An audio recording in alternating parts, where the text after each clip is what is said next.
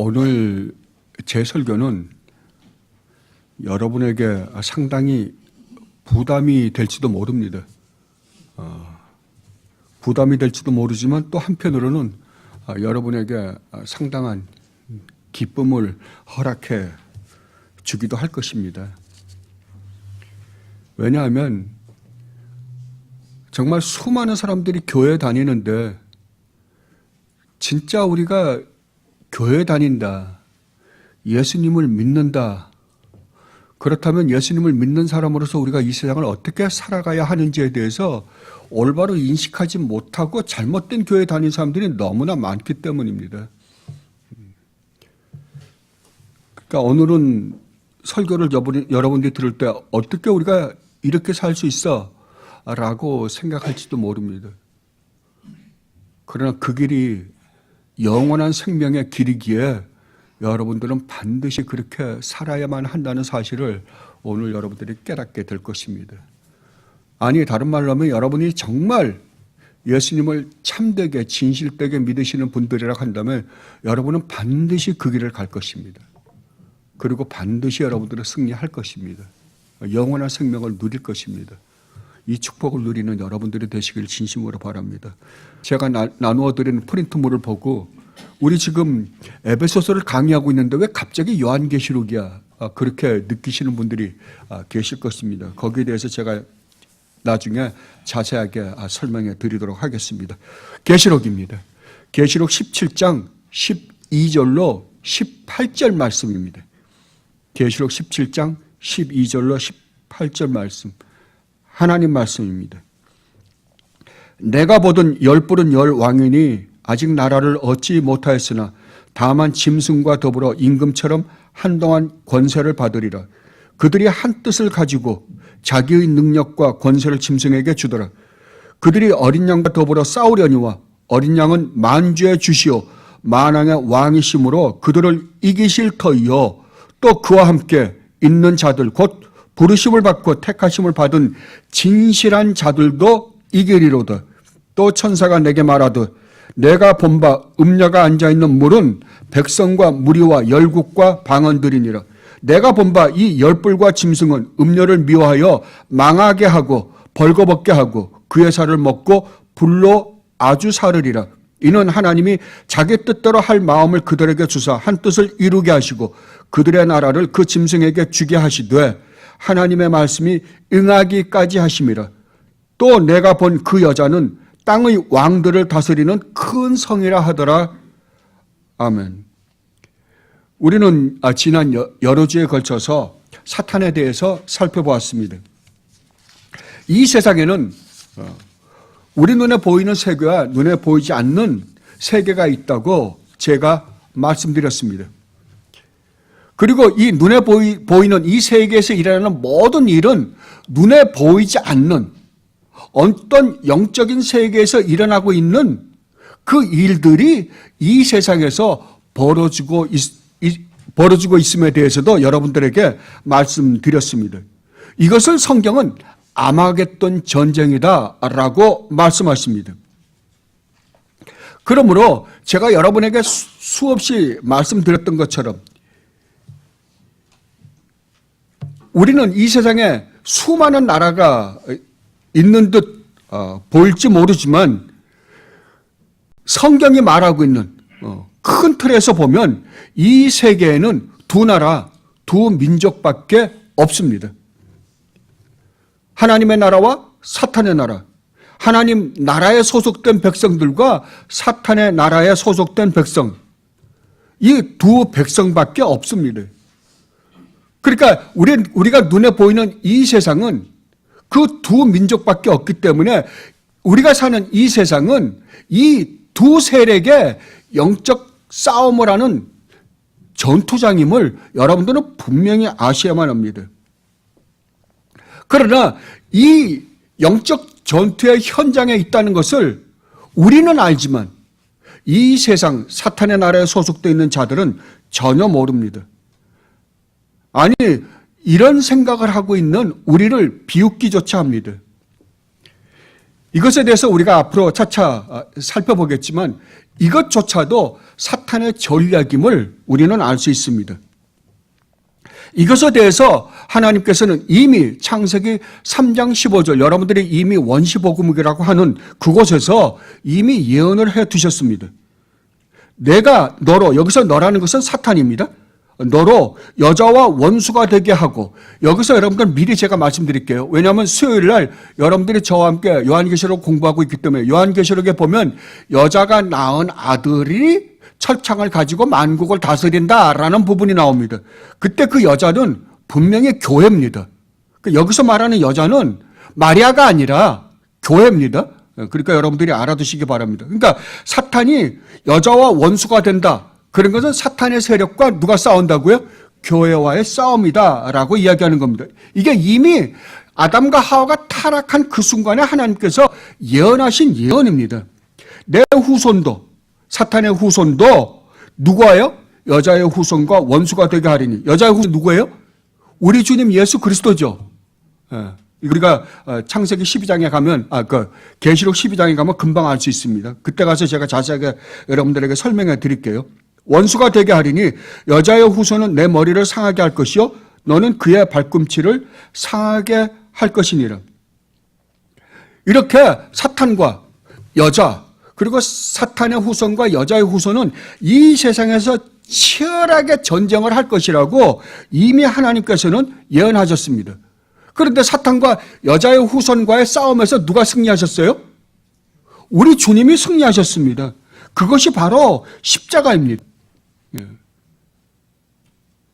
그러므로 이제는 우리 주님이 승리하셨고, 또 이제는 사탄의 후손과 우리 주님의 후손인 자녀들인 우리가 이 세상에서 우리 주님이 오시는 날까지 끊임없는 싸움이 이 세상에서 일어날 것입니다.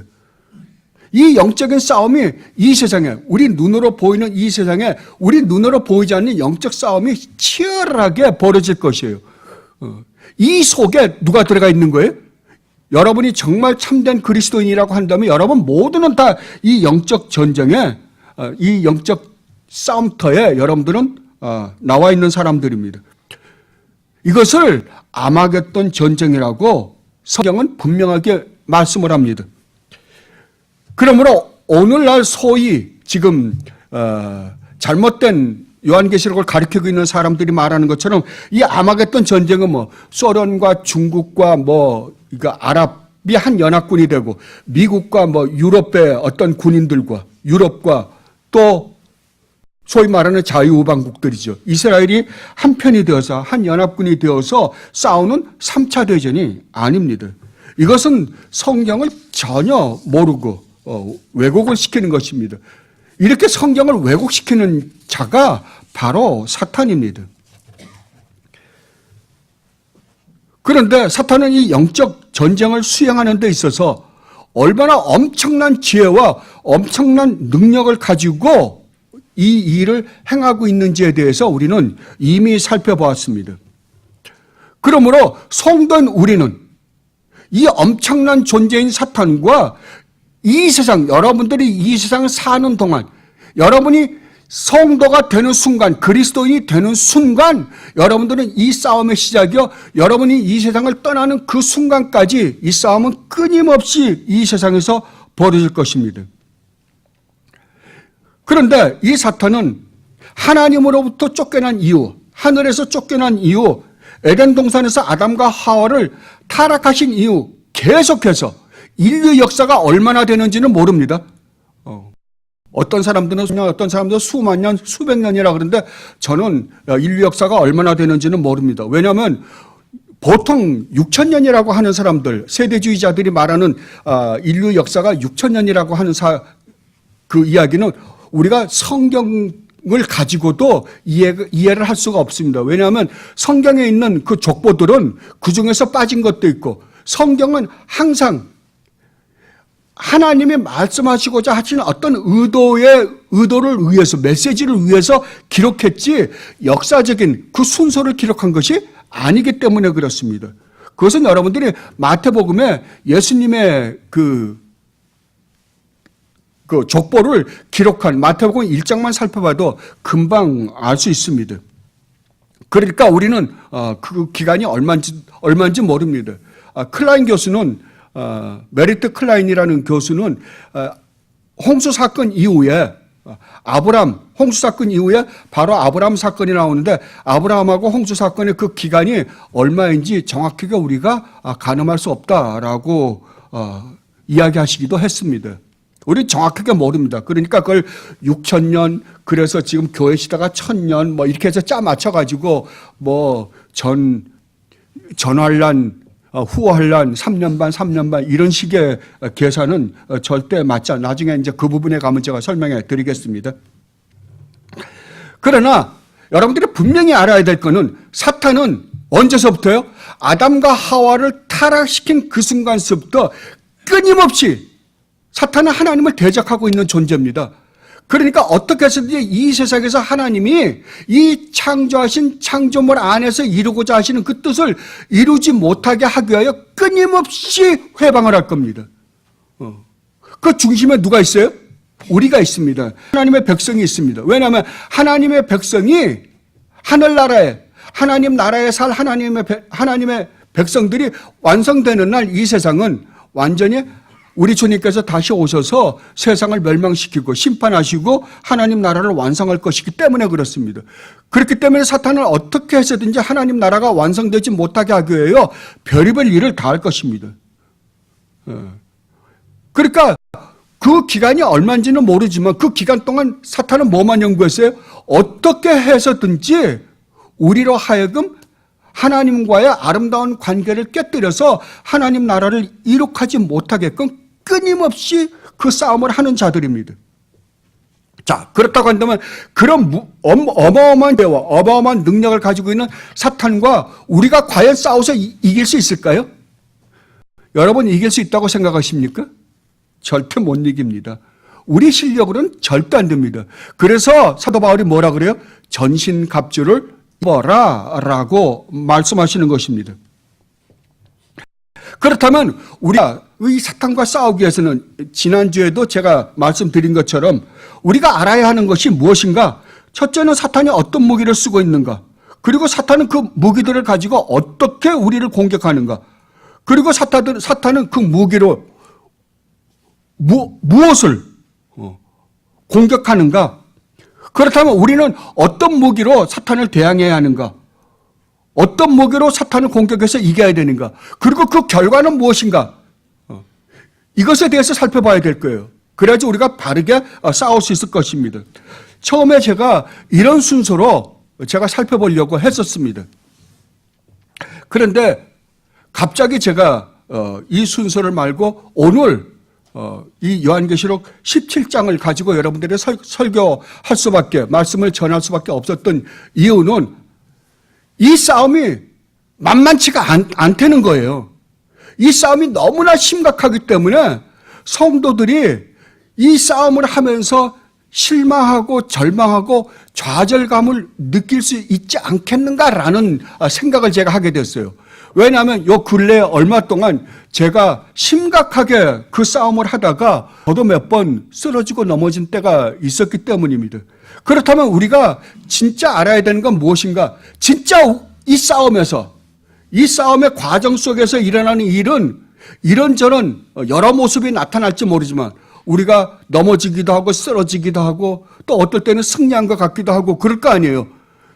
그렇지만 결국 이 싸움의 결과는 우리가 반드시, 여러분이 진실된 그리스도인이라고 한다면 우리가 반드시 승리할 수밖에 없다는 것을 미리 알고 이 싸움을 하는 게 좋겠다 싶어서 제가 오늘 설교 본문을 이 계시록 17장을 가지고 하게 된 것입니다. 왜냐하면 우리가 이미 싸움에서 승리한다는 것을 확실히 알면 승리를 보장받고 승리를 가지고 승리를 손에 쥐고 우리가 싸움을 한다면 싸움이 훨씬 더 쉽겠죠. 그렇다고 만만치는 않습니다. 그러나 조금 더 우리가 견디기가 쉬울 거예요. 예를 들면 우리가 인류학교를 들어가려고 목표를 하고 공부를 하는데 학교에서 합격증을 미리 받고 공부하면 어떨까요? 그러면 얼마나 좋겠어요. 총장이 합격증을 미리 줘요. 주고 너 시험을 쳐라 그러면은 우리 공부하기가 훨씬 쉬울 거예요. 그렇죠. 내가 합격할지 안 할지 모르고 싸우는 거하고 공부하는 거하고 합격증을 받고 공부하는 건 완전히 다를 겁니다. 그러나 정말 우리가 이 싸움에서 승리할 수밖에 없고 승리한다고 한다면, 이게 보장되어 있다고 한다면 우리가 이 싸움을 하는데 그게 어떤 모습으로 우리를 힘들게 할지라도 조금 더 쉽게 그 싸움을 싸우지 않겠는가 싶어서 제가 결론부터 해놓고 그리고 다시 이제 중간에 들어가서 다시 하나하나 살펴보려고 합니다. 그리고 이 싸움이 만만치 않다는 것을 성경은 누누이 이야기하고 있습니다. 우리는 반드시 이 싸움에서 이겨야만 한다고, 끝까지 견뎌야만 한다고 성경은 이야기하고 있습니다. 마태복음 10장에 가면 이렇게 말씀하십니다. 주님이 또 너희가 내 이름으로 말미암아 모든 사람에게 뭐라고요? 미움을 받을 것이나 끝까지 견디는 자는 구원을 얻으리라. 우리는 자꾸만 구원을 얻었다라고 생각해요. 제가 여러분들의 수없이 말씀드리지만 구원을 얻다. 난 구원을 이미 받았다. 맞는 말이다, 틀린 말이다? 맞는 말이라고요. 그러나 구원은 그게 다가 아니라고요. 구원은 받았다, 받고 있는 중이다, 앞으로 받을 것이다. 이 세 시제가 동시에 지금 우리에게 가르쳐주고, 성경은 우리에게 가르쳐주고 있다고 말을 합니다. 여기서 뭐라 그래요? 주님이 끝까지 견디는 자는 이 구원을 얻으리라. 자, 그러면 여기서 끝까지 견딘다라는 말은 뭘 의미하고 있어요? 우리가 견딜 수밖에 없는, 인내할 수밖에 없는 어떤 고난이 우리에게 온다는 거잖아요. 이 동네에서 너희를 박해하거든 저 동네로 피하라.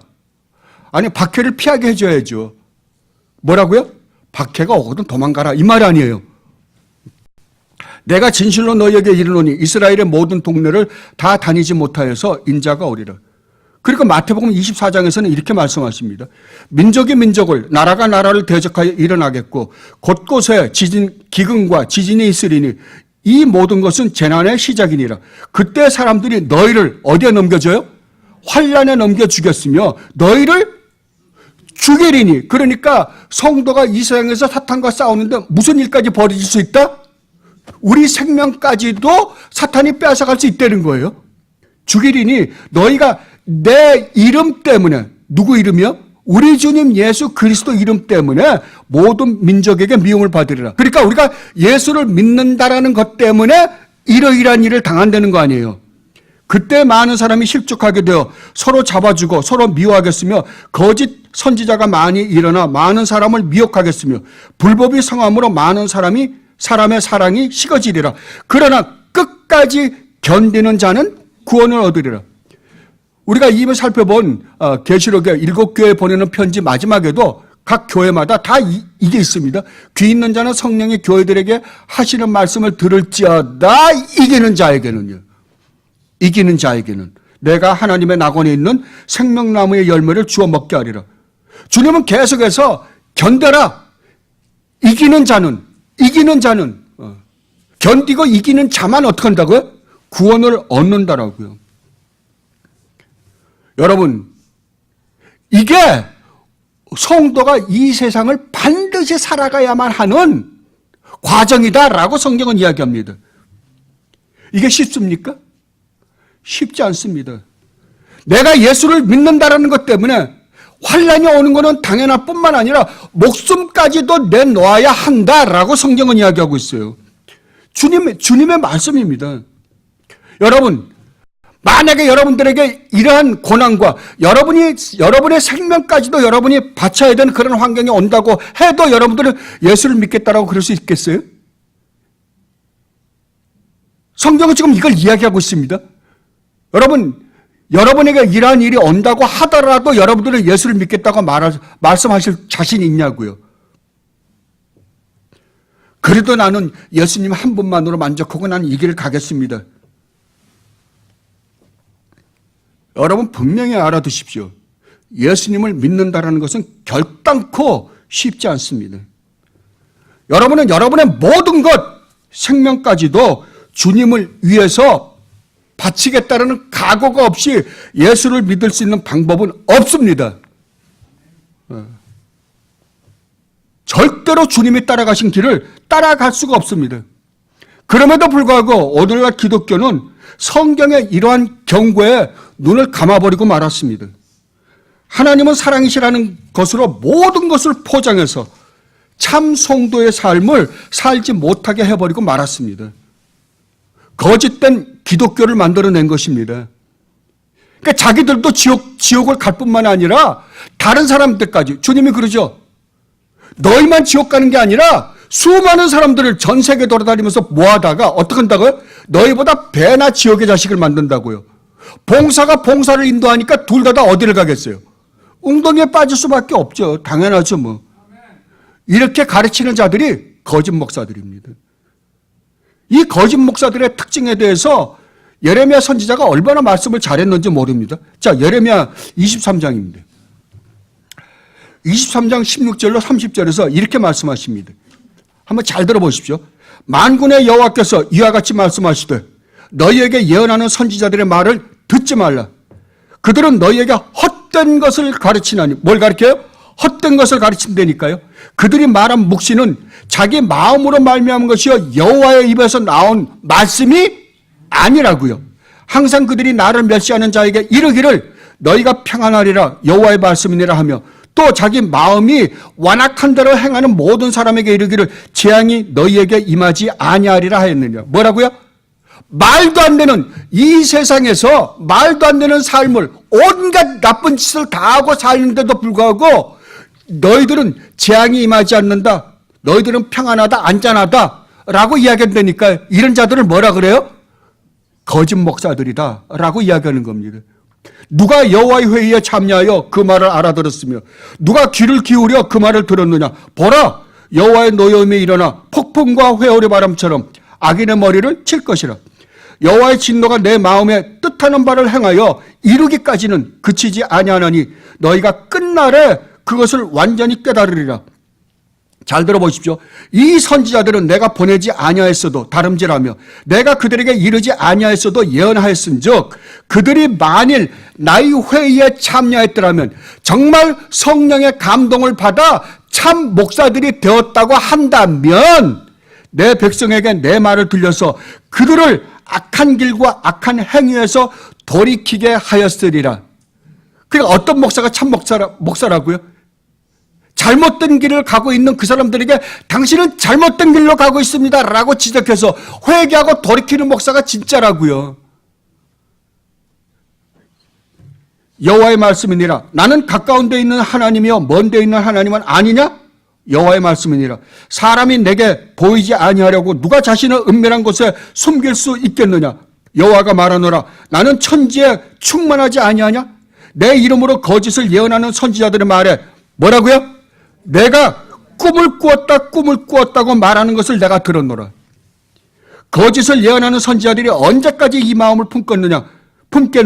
그들은 그 마음에 간교한 것을 예언하느니라. 그들이 서로 꿈꾼 것을 말하니 그 생각인즉 그들의 조상들이 바알로 말미암아 내 이름을 잃어버린 것 같이 내 백성으로 내 이름을 잊게 하려 함이로다. 여호와의 말씀이니라. 꿈을 꾼 자는 뭘 말할 거라고요? 꿈 이야기를 할 것이요 내 말을 받은 자는 성실함으로 내 말을 말할 것이니라. 그러니까 경험을 중시한 자, 체험을 중시한 자, 이런 자들은 자기의 체험을 이야기할 거고 진짜 목사는 무슨 이야기를 한다고요? 예, 하나님 말씀만을 전한다고요. 근데 우리가 가진 오늘날이 그거잖아요. 오늘날은 나중에 우리가 그 영적 전투에 가서 사탄이 우리의 뭐를 공격하는가? 첫째 우리의 지성을 공격하고 그 다음에 우리의 감성을 공격하고 우리의 의지를 공격한다는 사실을 우리가 하나하나 살펴볼 것입니다. 자, 그런데 오늘날은 어떻습니까? 오늘날은 하나님 말씀보다도 뭐가 더 중요시해요? 체험이잖아요. 예수 믿으면 뭐 이빨도 낳는다며요. 예수 믿으면 뭐라고요? 쓰러지기도 하고 뭐. 어떤 분은 투시력도 있다 그러대요, 사람 마음을. 그래서 거기에 빠지면은 하나님 말씀이고 뭐가 없어요. 그게 더 우선한다니까요. 그런 세상이 돼버리고 말았어요. 겨가 어찌 알 것과 같겠느냐. 여호와의 말씀이니라. 내 말이 불같지 아니하냐. 바위를 쳐서 부스러뜨리는 방망이 같지 아니하냐. 여호와의 말씀이라. 그러므로 보라, 서로 내 말을 도둑질하는 선지자들을 내가 치리라. 자, 여러분 어떻습니까? 오늘날 교회의 모습과 지금 예레미야 선지자가 활동했던 그 당시의 모습이 뭐가 달라요?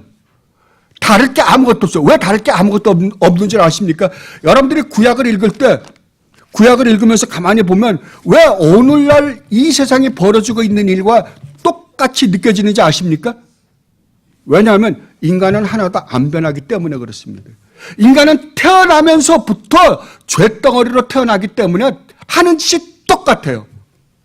문명이 조금 발달하고 과학이 조금 발달한 거 외에는 인간이 가지고 있는 이 본래의 이성은 똑같다고요. 죄악된 성품은 똑같기 때문에 똑같은 걸 추구하고 똑같은 모습이 나타나요. 이와 같이 오늘날 사람들을 교회에다 데려다 놓고 뭐라 그러냐면 너희가 교회에 나오기 때문에 너희는 구원받았고 그렇기 때문에 너희에게는 뭐가 임하지 않는다고요?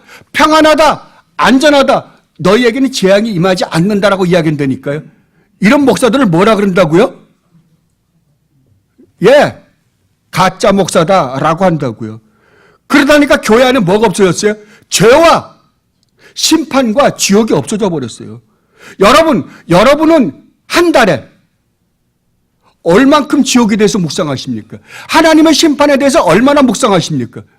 여러분이 하나님의 심판이나 지옥에 대해서 묵상하지 않는 한 여러분들은 교만해질 수밖에 없습니다. 여러분이 알고 있는 조그마한 교리를 가지고 내가 마치 모든 걸 다 아는 것처럼 정말 건방 떠는 신자들이 얼마나 많은지 몰라요. 진짜 아니에요. 정말 우리가 이 죄와 하나님의 심판과 지옥을 매일매일 묵상해보면 여러분이 누구라는 걸 깨닫게 될까요?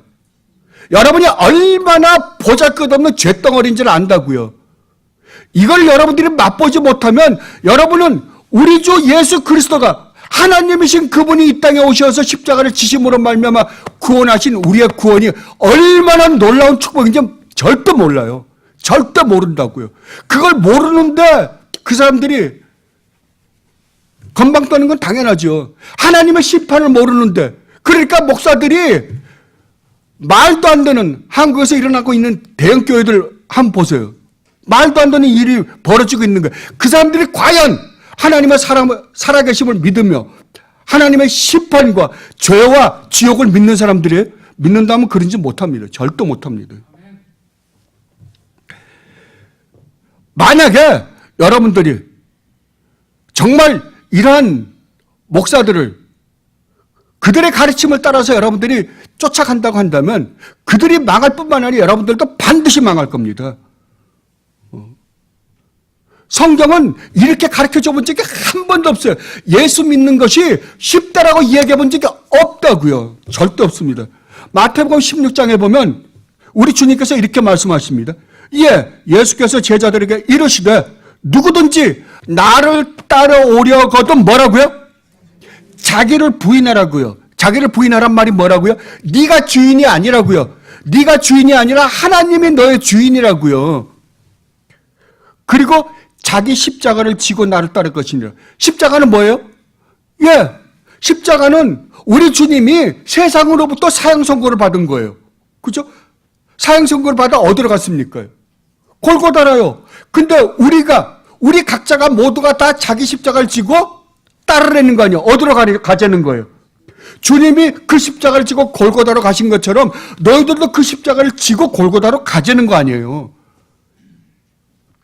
누구든지 제 목숨을 구원하고자 하면 잃을 것이요 누구든지 나를 위하여 제 목숨을 잃으면 찾으리라. 마가복음에서는 이렇게 말씀하셨습니다.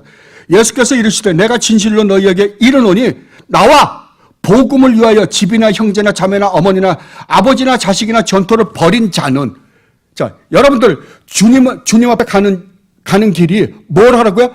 다 버리고 가야 되는 길이라고요. 다 버리고. 그래서 이스라엘 백성들을 애굽에서 구원해냈을 때 어디로 끌고 가요? 광야로요. 왜요? 왜 광야로 끌고 갑니까? 광야로 나가니까 아무것도 우리가 할 수 있는 게 없죠. 농사를 지을 수가 있습니까? 아니면은 무슨 양을 키울 수가 있습니까? 맨 사막인데요. 전갈과 불뱀이 있는 그곳을 끌고 나가셨잖아요. 왜 그곳을 끌고 나갔을까요? 왜냐하면 이 땅에 집을 못 짓게 하려고요. 그것이 진짜 축복이라고 시편 55편에서 이야기를 합니다. 광야가 축복이라고. 왜 축복이에요? 왜냐하면 그곳에는 아무것도 우리가 할 수 없기 때문에 누구밖에 의지할 수밖에 없어요? 우리 주님 예수 그리스도밖에는 의지할 게 없으니까요. 그게 진짜 축복이라고, 그게 진짜 안식이라고 시편 55편에서 말씀하십니다. 이 모든 것을 버리지 않고는 따라갈 수 없는 게 주님이 가신 길이니까요. 우리가 가야 하는 길이니까요. 현세에 있어 집과 형제와 자매와 어머니와 자식과 전토를 100배나 받대. 그러니까 어떤 사람들 진짜 저는 목사들만큼 머리가 좋은 사람이 없는 것 같아요. 아주 나쁜 쪽으로는 머리를 너무 잘 써요. 분명히 버리라 그랬는데 그 바로 100배나 얻게 해주겠다 그러지 않나요? 여기서 100배는 교회 공동체를 이야기하는 거예요. 여러분, 아버지를 버리는데 아버지가 100명이 생기면 어떻게 될까요? 어머니를 버리는데 어머니가 100명이 생겨요. 자식을 10명을 버렸는데 1000명이 생기면 어떻게 살까요? 말이 안 되잖아요. 이건 교회 공동체를 이야기하는 거예요. 그러면 뭘 겸하여 받는다고요? 박해를 겸하여 받고 내세의 영생을 받지 못할 자가 없느니라. 그러나 먼저 된 자로서 나중되고 나중된 자로서 먼저 될 자가 많으니라.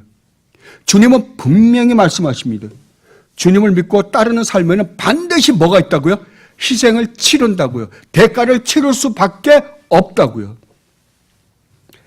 그런데도 불구하고 오늘날 교회에서는 이런 말씀을 가르치지 않습니다. 그러니까 모두가 다 지옥으로 가고 있으면서도 서로 잘 되고 있다고 박수 쳐주고 있어요. 얼마 전에 저희 교회에 어떤 분이 오셨습니다. 참 제가 안타까웠습니다.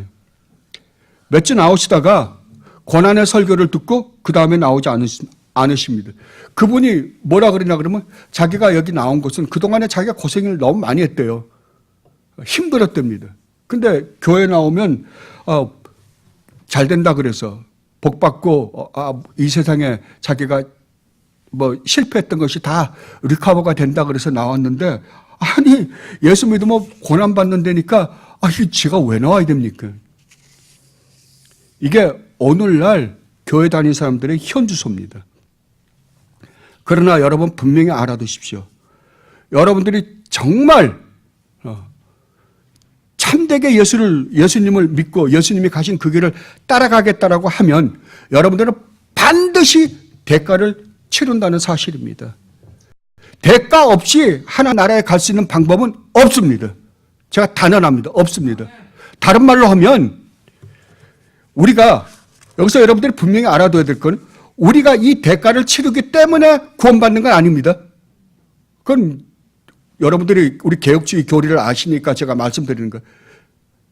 그러니까 이 대가를 치렀기 때문에 우리가 하나님 나라 가는 건 아니에요. 그러나 하나님 나라 우리가 참되게 예수 그리스도 믿는 믿음으로 구원을 얻은 사람이라고 한다면 반드시 뭐가 있다고요? 고난이 필수적이라고요. 선택 과목이 아니라고요. 필수 과목이라고요. 여러분은 반드시 이 영적 전투에 참여해야 되며 여러분들은 반드시 이 전투에서 승리해야만 합니다. 그래서 오늘 제가 그러면 우리가 이 승리 여기서 이 싸움이 쉽지 않은 싸움에서 우리가 반드시 승리할 수 있는가? 예, 우리는 반드시 승리할 것입니다 라는 것을 여러분들에게 가르쳐드리기 위해서 오늘 본문을 계시록으로 선택한 겁니다. 다시 한번 읽어볼게요. 내가 보던 열 뿔은 열 왕이니 아직 나라를 얻지 못하였으나 다만 짐승과 더불어 임금처럼 한동안 권세를 받으리라. 그들이 여기서 그들이라는 것은 사탄과 그 무리들입니다. 한 뜻을 가지고 자기의 능력과 권세를 짐승에게 주더라. 그들이 어린 양과 더불어 싸우려니와 어린 양은 만주의 주시여 만왕의 왕이시므로 그들을 뭐라고요? 이기실 터이요. 또 그와 함께 있는 자들. 그와 함께 있는 자들이 누구냐 그러면은 곧 하나님의 부르심을 받고 택하심을 받은 어떤 자들이에요? 진실한 자들입니다. 그냥 예수를 믿는다고 고백한 자들이 아니에요. 진실한 자들이에요. 진실한 자들은 뭐라고요? 반드시 이긴다고요. 반드시 이기리로다. 또 천사가 내게 말하되 내가 본 바 음녀가 앉아있는 물은 백성과 무리와 열국과 방언들이니라. 내가 본 바 이 열불과 짐승은 음녀를 미워하여 망하게 하고 벌거벗게 하고 그의 살을 먹고 불로 아주 사르리라. 이는 하나님이 자기 뜻대로 할 마음을 그들에게 주사 한 뜻을 이루게 하시고 그들의 나라를 그 짐승에게 주게 하시되 하나님의 말씀이 응하기까지 하심이라. 또 내가 본 그 여자는 땅의 왕들을 다스리는 큰 성이라 하더라. 아멘. 여기에서 우리가 몇 가지 살펴볼 것들이 있습니다. 첫째는 15절 말씀입니다.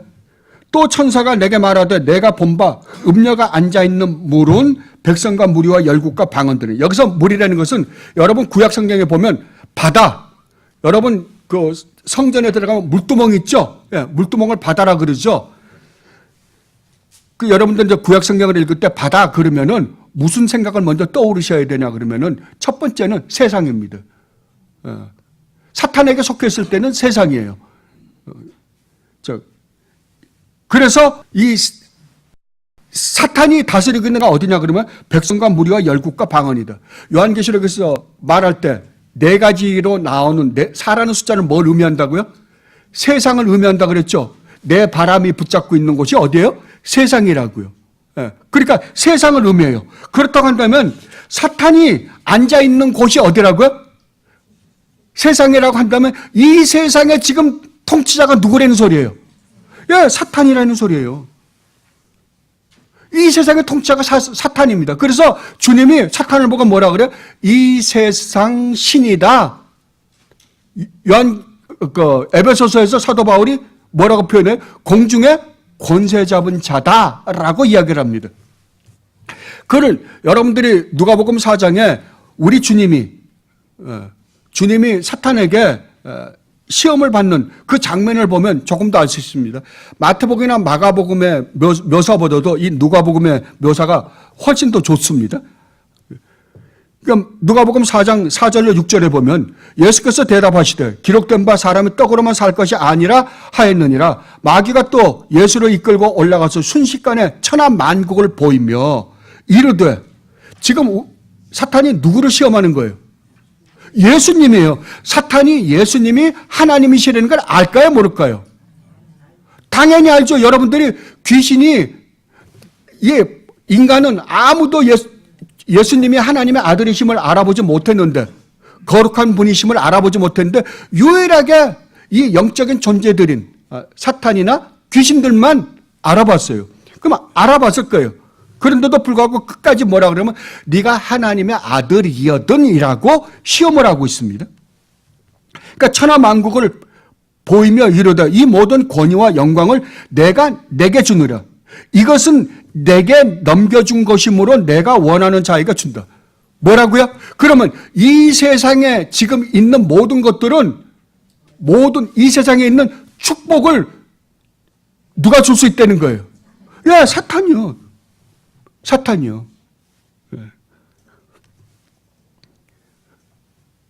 그리고 12절로 13절로, 그러니까 여기서 여러분들이 분명히 아셔야 될 거는 이 세상을 지금 통치하고 있는 것이 사탄이라고 한다면 이 세상에서 일어나고 있는 일들은 누구의 생각이 표출돼서 나오는 거예요? 사탄이요. 예. 그러니까 이 세상의 모든 인간은 모두가 다 사탄의 지배를 받던 자들이죠. 우리도 마찬가지였어요. 그러나 우리 주님의 사탄의 손에서 우리를 끄집어내서 주님의 백성으로 만든 자들을 성도다라고 이야기하잖아요. 그러니까 여러분이 성도가 되는 순간서부터 누구와 싸워야 돼요? 예, 사탄의 세력들과 싸울 수밖에 없어요. 자, 12절로 13절 말씀입니다. 내가 보던 열불은 열왕이니 아직 나라를 얻지 못하였으나 다만 짐승과 더불어 임금처럼 뭐라고요? 하나님의 권세를 주셨는데 이 권세는 누가 준 거냐 그러면 하나님은 주신 거예요. 그런데 하나님이 어떻게 제한되어 있다고요. 어느 기간 동안만 왕노릇해라 그리고 주셨다고요. 그러니까 사탄이 왕노릇하는 것은 언제까지예요? 예, 하나님의 허락한 때까지예요. 주님이 다시 재림해서 오는 순간까지예요. 오면 사탄도 여러분들 계시록에 보면 계시록 20장 마지막에 보면 그러잖아요. 사탄이 어디로 가요? 불못으로 던져 영원히 벌을 받을 거예요. 사람들이 이런 생각을 해요. 여러분들이 그 잠 번연이 쓰신 철러역정 굉장히 좋은 책이죠. 그런데 잠 번연이 쓰신 책 중에서 나쁜 책도 있습니다. 뭔 줄 아십니까? 지옥역정입니다. 지옥역정을 보면 마치 꼭 만화 같아요. 마치 그 사탄이 거기 왕인 것처럼 그렇게 묘사되어 있어요. 무슨 도깨비가 뭐 이렇게 지옥은 도깨비가 다스리는 것처럼. 아닙니다. 지옥도 누가 다스려요? 예, 하나님이 다스립니다. 사탄이 다스리지 않습니다. 그런 표현들이 지옥 역정에서는 조금 실수하신 것 같아요. 너무 이렇게 희곡처럼 만들다가 보니까 그런 잘못을 저지른 것 같습니다. 그러나 사탄이 아무리 이 세상에 신으로서 권세를 가지고 있다 하더라도 언제까지요? 한 시간만요. 한동안만요. 그들이 한 뜻을 가지고 자기의 능력과 권세를 행하면서 자기네들끼리 다스릴 것이다.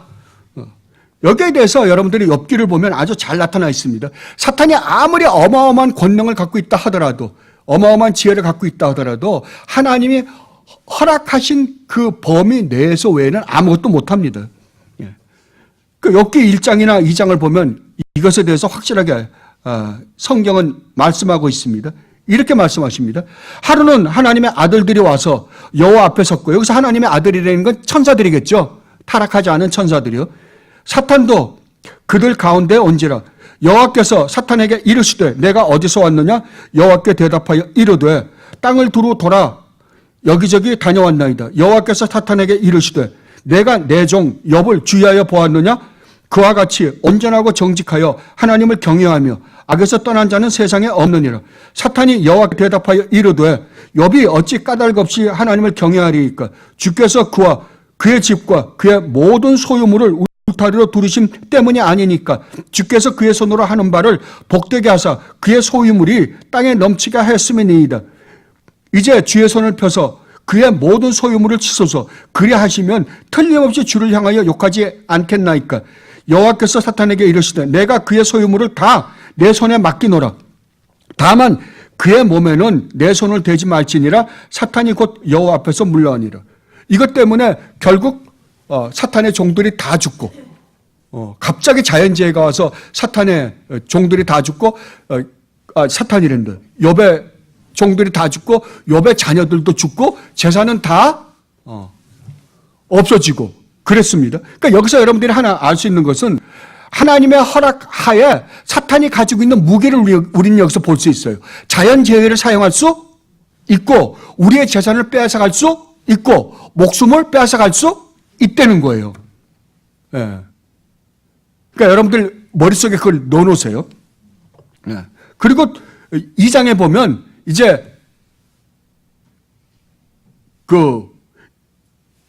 사탄이 또 하나님께 한 번이 첫 번째 시험은 실패했죠. 그러니까 두 번째 시험을 또 합니다. 또 하루는 하나님의 아들들이 와서 여호와 앞에 서고 사탄도 그들 가운데 와서 여호와 앞에 서니 여호와께서 사탄에게 이르시되 내가 어디서 왔느냐? 사탄이 여호와께 대답하여 이르되 땅을 두루 돌아 여기저기 다녀왔나이다. 여호와께서 사탄에게 이르시되 내가 내 종 욥을 주의하여 보았느냐? 그와 같이 온전하고 정직하여 하나님을 경외하며 악에서 떠난 자가 세상에 없느니라. 내가 나를 충동하여 까닭 없이 그를 치게 하였어도 그가 여전히 자기의 온전함을 굳게 지켰느니라. 사탄이 여호와께 대답하여 이르되 가죽으로 가죽을 바꾸오니 사람이 그의 모든 소유물로 자기의 생명을 바꾸올지라. 이제 주의 손을 펴서 그의 뼈와 살을 치소서. 그리하시면 틀림없이 주를 향하여 욕하지 않겠나이까. 여호와께서 사탄에게 이르시되 내가 그를 내 손에 맡기노라. 다만 그의 생명은 해하지 말지니라. 사탄이 이에 여호와 앞에서 물러가서 욥을 쳐서 그의 발바닥에서 정수리까지 종기가 나게 한지라. 자, 첫 번째는 실패했어요. 그랬더니 사탄이 또 그러는 거예요. 그래요. 어차피 뭐 재산이나 그런 거는 제3자잖아요. 제3자니까 그럴 수 있습니다. 그러나 직접 욥을 쳐보십시오. 본인을 치면 아마 달라질걸요? 그래서 뭘 줬어요? 예, 병을 줬습니다. 우리가 여러분 굉장히 조심해야 됩니다. 다른 사람들이 아파서 고난을 받을 때 원론적인 것 갖고 이야기하지 마세요. 그 사람이 지금 당하는 고통에 여러분들이 그 고통을 직접 여러분들이 그들이 겪는 고통과 같은 고통 속에 들어가 보지 않으면 우리는 위로할 말이 없습니다. 대개 보면 가서 뭐라 그러냐면 원론적인 이야기를 해요. 아닙니다. 쉽지 않아요. 그러니까 욥이 그 전에 뭐 자식까지예요. 자식까지도 어차피 나 외에 제3자잖아요. 아무리 자식이라 하더라도. 그때까지는 욥이 폼 잡고 이야기도 잘합니다.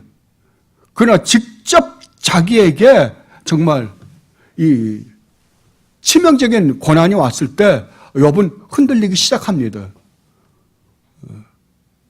그러니까 사탄이 뭐까지 할 수 있다고요? 우리의 모든 걸 다 동원할 수 있다니까. 우리에게 병을 주기까지 하고 우리를 시험을 할 수 있다니까요. 그런데 분명한 사실은 그 모든 시험이 누구의 동의를 얻어야 된다고요? 예, 하나님의 허락함 속에서만 일어나요. 하나님께서 정해놓은 그 바운더리를 절대 벗어나지 못한다는 사실을 여러분 분명히 아셔야 될 것입니다. 그리고 14절에 보면 이렇게 이야기합니다. 그들이 어린 양과 더불어 싸우려니와 어린 양은 만주해 주시어 만왕의 왕이심으로 그들을 이기실 터이요 또 그와 함께 있는 자들 곧 부르심을 받고 택하심을 받은 진실한 자들도 이기리로다. 자, 여기서 마지막으로 뭐라 그러냐 그러면은 여러분들 요한계시록을 보면 요한계시록은 원래 15장으로 끝나면 끝입니다. 15장으로 끝내고 16장으로 끝내고 21장, 22장을 갖다가 16장에다 연결시켜버리면 요한계시록은 깨끗하게 끝낼 수 있어요. 그런데 19장, 17장서부터 20장까지가 있는 것은 사탄이라는 존재가 사탄과 그의 추종자들이 어떻게 처절하게 멸망하는가를 보여주는 게 17장서부터 20장까지예요. 그러니까 17장과 20장까지를 보면서 그 전에는 우리가 사탄이라는 존재 때문에 이런저런 굉장한 어려움을 이스라엘은 겪을 거 아니에요.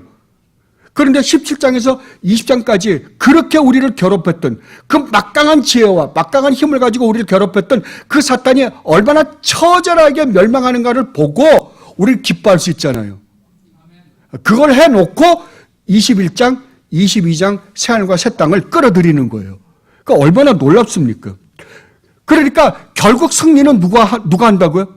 예, 우리 주님이 십자가에서 승리하신 것 같이 성도, 비록 우리가 이 세상에 살면서 우리 주님이 가신 길을 따라간다는 것 때문에 우리가 이런저런 어려운 고통이 있을지는 모르지만 반드시 우리는 이길 수밖에 없는 존재들이다라는 거예요.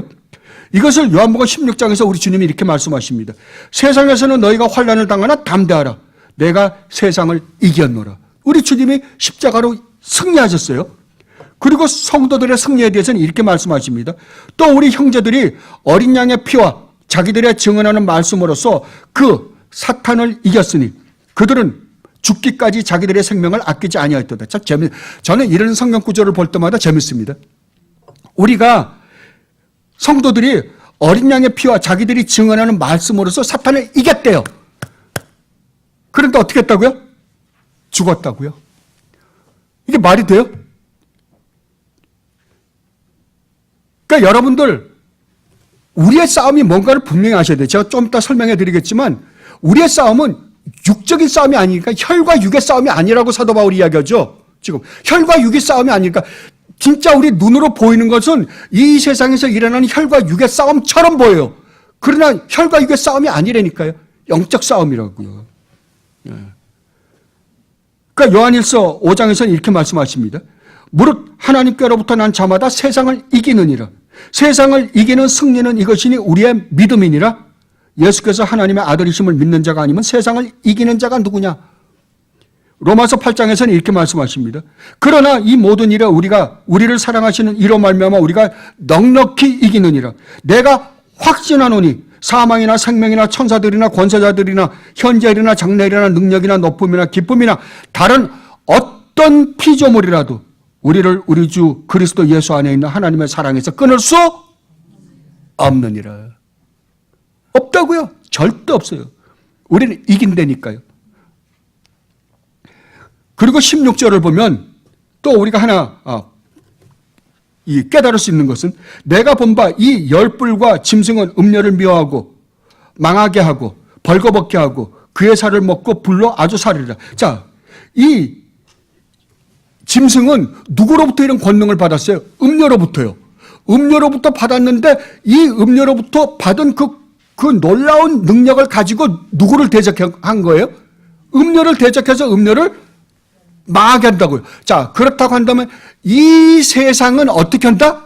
스스로 망한다고요. 스스로 멸망한다고요. 자, 여러분들 이 성경에서 말하고 있는 하나님 말씀하고 있는 이러한 말씀을 가지고 세상을 가만히 들여다보세요. 세상은 지금 어디로 가고 있습니까? 뻔히 멸망하는 줄 알면서 가요. 뻔히.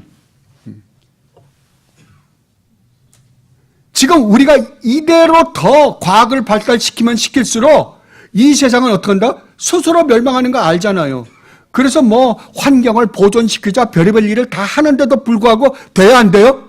안 된다고요. 안 돼요. 절대 안 됩니다. 망할 수밖에 없어. 왜 안 돼요? 인간은 본질상 어떤 존재들이기 때문에요. 타락한 죄덩어리 때문에 안 돼요. 왜? 모두가 다 자기가 하나님이 되어야 하는데 하나님이 안 되니까 그러는 거예요. 모두가 다 미국은 미국대로 자기가 하나님 나라를 만들려고, 중국은 중국대로 자기네가 하나님이 되고 싶어하고, 소련은 소련대로 하나님이 되고 싶어하는데 그게 되겠어요? 안 되죠. 절대 안 됩니다. 망할 수밖에 없어요. 그리고 17절을 보면 이는 하나님이 자기 뜻대로 할 마음을 그들에게 주사 한 뜻을 이루게 하시고 그들의 나라를 그 짐승에게 주게 하시되 하나님의 말씀이 응하기까지 하시리라. 하나님의 뜻을 주는데, 그들에게 권세를 주는데 그들의 권세는 어떻게 한다고요? 결국은 하나님의 뜻을 이룰 수밖에 없다고요.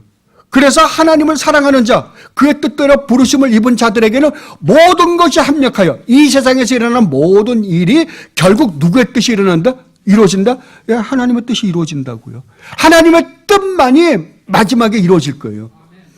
그러니까 그 안에서 우리는 승리할 수밖에 없다고 말씀하시는 거예요. 18절을 보겠습니다. 또 내가 본 그 여자는 땅의 왕들을 다스리는 큰 성이라 하더라. 그러니까 이 세상에서 일어나는 모든 일 뒤에는 누가 있어요? 사탄이라는 존재가 있습니다. 자, 여기서 우리가 이제 확실하게 해 두십시다.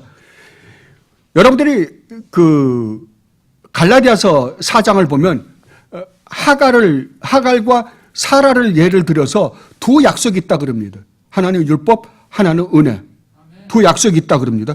근데 하갈의 아들 이스마엘이 참 자유자인 사라의 약속의 아들인 이삭을 괴롭혔던 것처럼 이 세상은 끊임없이 성도들을 괴롭힐 것이다 라고 말씀하십니다. 그렇다고 한다면 정말 우리가 진실된 주님이 가신 길을 따라가는 참된 성도라고 한다면 우리는 이 세상에서는 비록 이런저런 어려운 고난이 있을지는 모르지만 궁극적인 승리는 누구에게 있다고요? 우리가 승리하고 만다고요. 주님이 승리한 승리 안에서 우리는 반드시 승리할 거라고요. 우리는 이 승리를 보장받은 상태에서 우리는 전쟁을 하는 사람들이에요.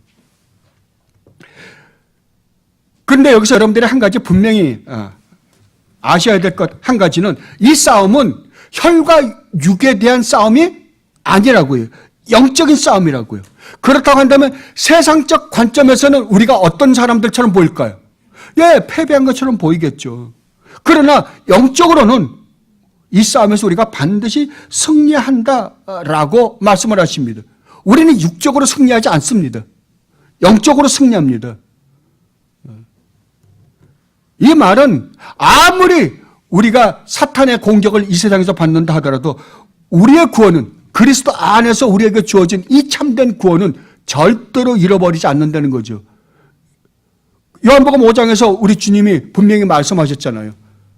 아버지는 이 세상의 모든 것보다 크신 분이시기 때문에 아버지의 손에서 우리를 뺏어갈 자가 있다 없다? 없다고요. 우리 주님 손에서도 없다고요. 예. 우리는 이 세상에서 우리 주님을 믿는다라는 것 때문에 우리의 생명까지도 우리가 잃어버릴지는 모릅니다. 그러나 우리의 영원한 생명은 절대 잃어버리지 않습니다. 우리는 반드시 승리할 것입니다. 그런데 실질적으로 이 일이 우리의 삶에서 일어나면 쉽지 않습니다. 이론적으로는 그래. 그러면 우리가 승리하겠지. 그러나 실질적으로 그게 우리의 삶에 일어나면 이건 쉽지 않아요. 여기서 여러분들이 그걸 직접적으로 여러분들이 경험케 해서 여러분의 것이 되게 하기 위해서 하나님은 우리에게 이런저런 고난을 허락하십니다. 이 세상에서 육적으로도 승리하고 영적으로도 승리하면 얼마나 좋겠습니까? 그러나 우리 주님께서는 분명히 말씀하십니다. 육적으로는 실패할지 모르나 영적으로는 우리가 반드시 승리할 거라고요. 그런데 오늘날 교회들은 육적으로도 승리하고 영적으로도 승리하는 방법을, 그 비법을 가지고 있다고 가르치는 목사들이 부지기수입니다. 거의 대다수입니다. 그러나 절대로 아닙니다. 이것은 여러분들이 십자가를 봐도 알고요. 여러분들이 예수님의 제자들, 사도들의 삶을 봐도 알고요. 여러분들이 우리의 믿음의 선배들인 폴리캅이나 청교도들이나 여러분들 브레이너드 목사님 책을 읽으셨죠. 잔 버년 책도 읽으셨고요. 잔 뉴턴이나 우리 수많은 믿음의 선배들이요.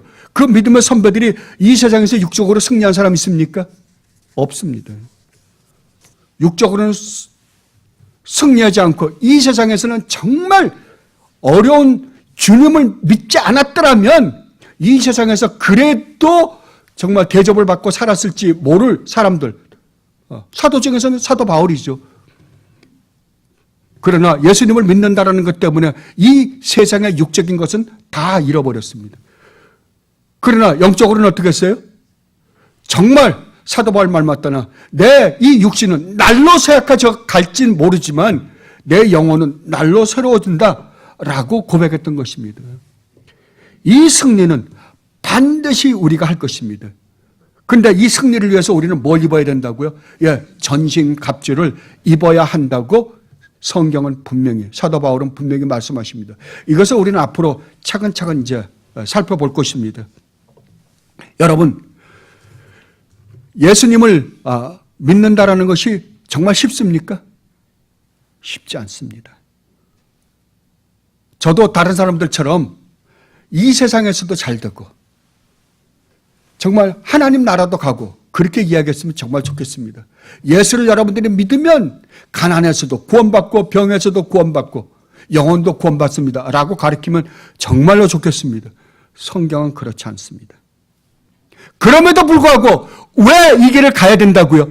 왜냐하면 이것이 영원한 생명의 길이기 때문에 그렇습니다. 저는 갈 것입니다. 왜냐하면 이것이 영원한 생명의 길이기 때문에 반드시 가야만 하는 길입니다. 그리고 이 세상의 모든 것은 주님을 믿는다는 것 때문에, 주님의 이름 때문에 다 빼앗길지 몰라도 반드시 그날 우리는 주님 앞에서 그 영광 가운데서 드러날 것임을 제가 알기에 저는 그 주님의 약속을 믿고 이 길을 갈 것입니다. 여러분 함께 가십시다. 야고보서 4장 5절로 10절 말씀을 읽고 마치도록 하겠습니다. 너희는 하나님이 우리 속에 거하신 성령이 시기하기까지 사모한다 하신 말씀을 헛된 줄로 생각하느냐? 그러나 더욱 큰 은혜를 주시나니 그러므로 일렀으되 하나님이 교만한 자를 물리치시고 겸손한 자에게 은혜를 주신다 하였느니라. 그런즉 너희는 하나님께 복종할지어다. 마귀를 대적하라. 그리하면 너희를 피하리라. 하나님께 가까이 하라. 그리하면 너희를 가까이 하시리라.